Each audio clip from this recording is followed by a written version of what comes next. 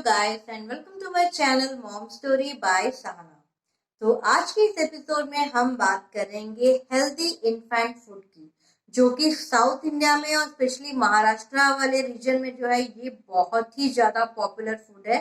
और ये फूड है बेस्ड आउट ऑफ रागी या फिर नाचनी। रागी का जो ये पॉरिज है या फिर ये जो फूड है जिसको हम बना के स्टोर कर सकते हैं और बहुत ही आसानी से ये बन जाता है 2-3 मिनट के अंदर, जो बेबीज के लिए बहुत ही ज्यादा हेल्दी है क्योंकि इसमें high iron and calcium content है। एट द सेम टाइम क्योंकि रागी के साथ व्हीट और पल्सेस भी इसमें मिलाया जाते हैं, तो ये बहुत ही रिच इन प्रोटीन भी होता है। तो 6 मंथ से ऊपर के बेबीज के लिए ये बहुत ही हेल्दी और फुलफिलिंग ब्रेकफास्ट है। तो आइए शुरू करते हैं फिर आज का एपिसोड और हम देखते हैं कि ये रागी का जो सिरिलैक है या फिर ये जो पाउडर है इसको हम किस तरह से प्रिपेयर कर सकते हैं। तो मैं आपको बता दूं कि इस रेसिपी को जो है पूरे मेरे घर में मेरे मम्मी और पापा ने मिलके इसको बनाया है।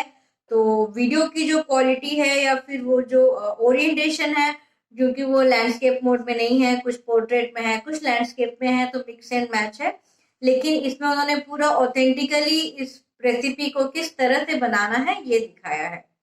तो इसमें हम तीन बेसिक इंग्रेडिएंट्स लेते हैं। एक है गेहूं, दूसरा है ग्रीन ग्राम्स मतलब हरा मूंग, और तीसरा है रागी। तो ये तीनों जो इंग्रेडिएंट्स हैं इसको भिगा के जो है इसमें अंकुर फुटाए जाते हैं, मतलब इसको स्प्राउट्स बनाए जाते हैं।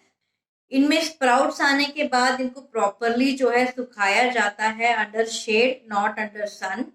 तो इसको प्रॉपरली सुखाने के बाद इसको भून के इसका पाउडर बनाया जाता है। तो इसमें अलग अलग घरों में अलग अलग फ्लेवर्स के लिए अलग अलग चीजें ऐड करते हैं। अगर आप इसको नमकीन फ्लेवर में इसको बनाना चाहते हैं तो इसमें आप थोड़ा सा पेपर, लौंग, जायफल, इस तरह की चीजें आप थोड़े थोड़े क्वांटिटी में डाल सकते हैं। लेकिन अगर आप इसको स्वीट फॉर्म में बनाना चाहते हैं, मीठे की तरह इसको खिलाना चाहते हैं, तो इसमें आप ड्राई फ्रूट्स ऐड कर सकते हैं। ड्राई फ्रूट्स जैसे कि बादाम, पिस्ता, काजू हो गया, और ये सब चीजें आप इसमें ऐड कर सकते हैं।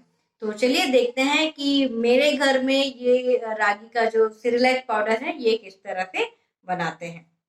तो जैसे कि मैंने ऑलरेडी बताया कि इसके लिए हरा मूंग, गेहूं और रागी को जो है भिगा दिया जाता है पहले। जब अच्छे से भीगने के बाद इसको एक कपड़े में बांध के जो है इसमें अंकुर फुटाया जाता है।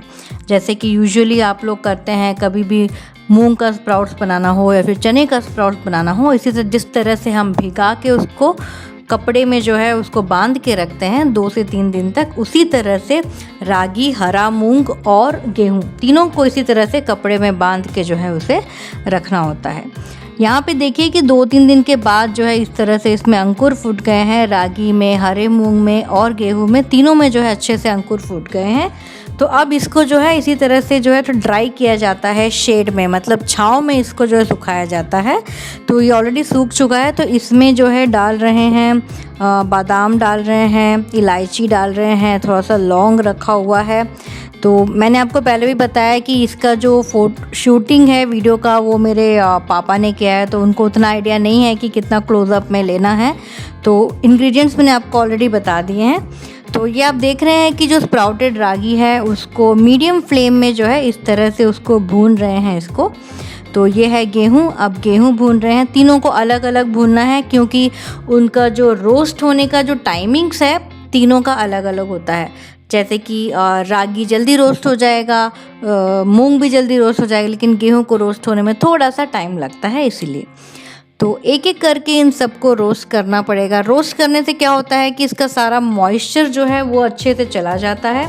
तो इसको प्रॉपरली जो है हम लॉन्ग टर्म तक स्टोर करके रख सकते हैं। जैसे कि एक बार जो आप ये रागी सिरी बना के रख लेते हैं तो ये आपका कम से कम 1.5 से 2 महीने तक के आराम से चलता है।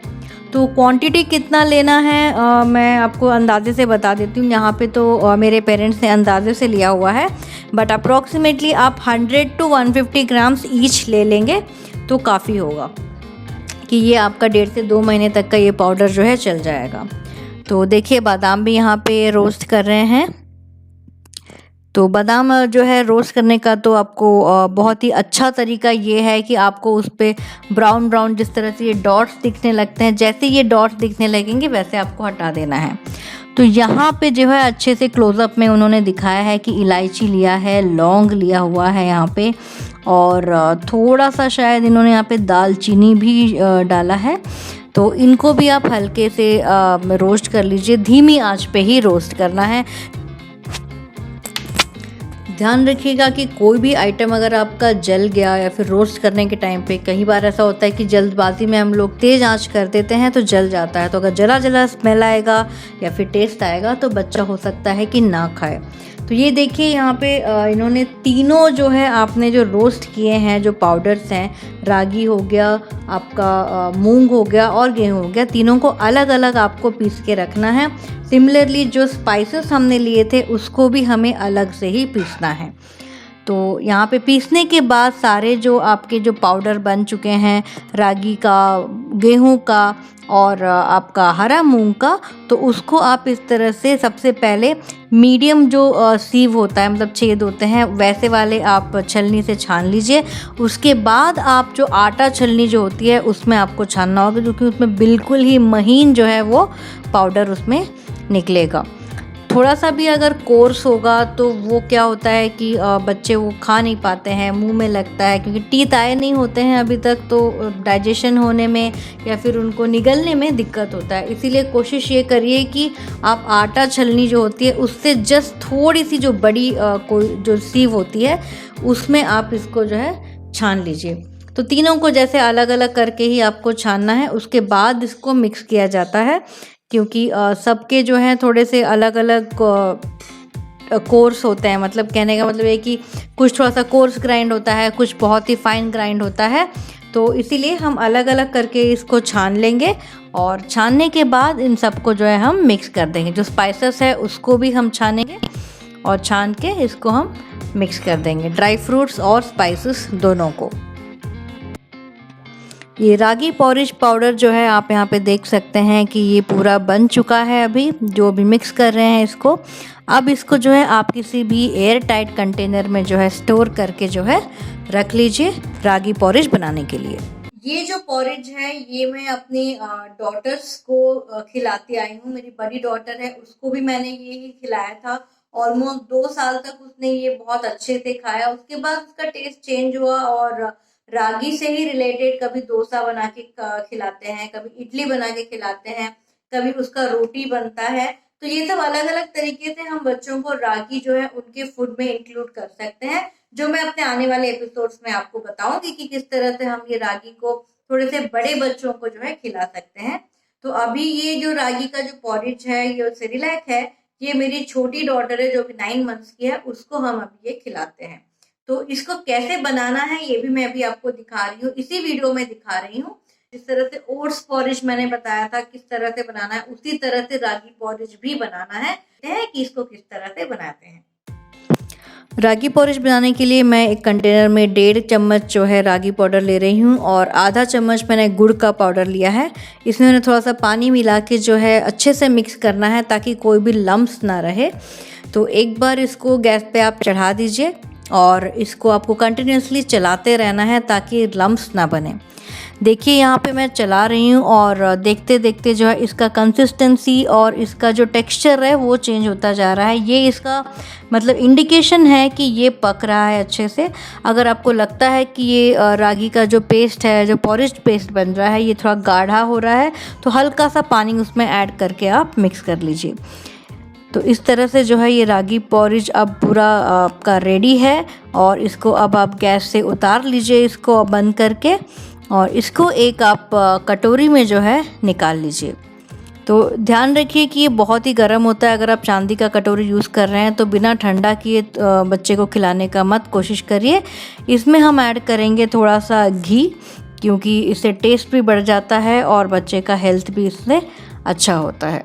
तो आपका रागी पॉरिज अब खिलाने के लिए एकदम रेडी है।